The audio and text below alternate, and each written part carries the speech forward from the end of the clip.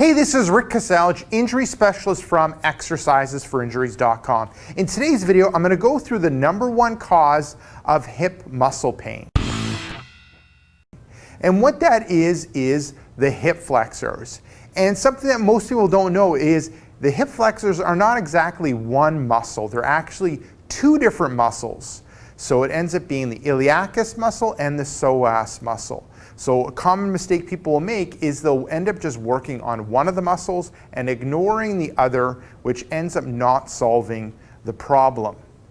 So looking at that, how do you know that you end up having an issue with your hip flexors? What you'll notice is pinching. Sometimes you'll end up finding pinching when you squat. So I'll get Andrea to demonstrate. So if you end up doing like a body weight squat with hands out front, what you might end up finding is you might end up finding pinching when you get to the bottom position. And then I'll get you to come back up.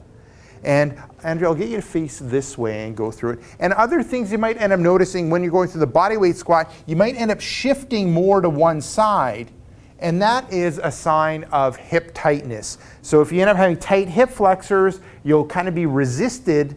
You'll have resistance in that hip on how far you can go. And you end up shifting more to that other side. So that's what ends up happening. So if you end up having tight hip flexors, you'll end up feeling pinching when you end up doing like a body weight squat, or you'll end up feeling a shift happening in your hips more to one side compared to the other side. Another thing to remember when it comes to tight hips, it ends up affecting glute maximus. So I'll get Andrea to do like an overhead squat. So if you end up kind of going through an overhead squat, if you end up having tight hip flexors, we aren't able to go as deep.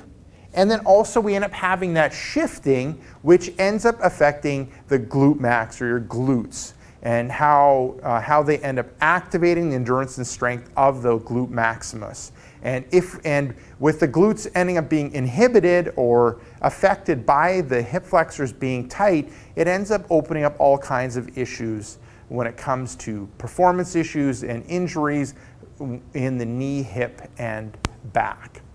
Now, when it comes to all of this stuff, one thing to remember is stretching isn't enough. Like I said, there ends up being two muscles that you end up needing to focus in on, and stretching isn't enough, just stretching one of them or even stretching both of them. You end up kind of needing a multiple modality approach in order to help when it comes to tight hip flexors. So there you go, that ends up being a quick video when it comes to the #1 cause of hip muscle pain. And that ends up being your hip flexors, and more specifically, the psoas and iliacus. Now, if you want some more tips or my tricks when it comes to dealing with hip pain, what I recommend for you to do is click right here. I have a brand new free report called 5 Tricks That Fight Hip Pain and Tightness. Click right here, let me know where to send that brand new free report, and I'll send you that brand new free report right away. Now, if you're watching this on a mobile device, tablet, head down below in the description and click the first link, which will end up being exercisesforinjuries.com/hips. Let me know where to send the brand new free report, and I'll send it to you right away. Now, if you got benefit from this video, make sure to like this video. If you end up having a question or comment, leave it down below in the comments section. And lastly, hit subscribe so you'll end up getting future pain relieving videos.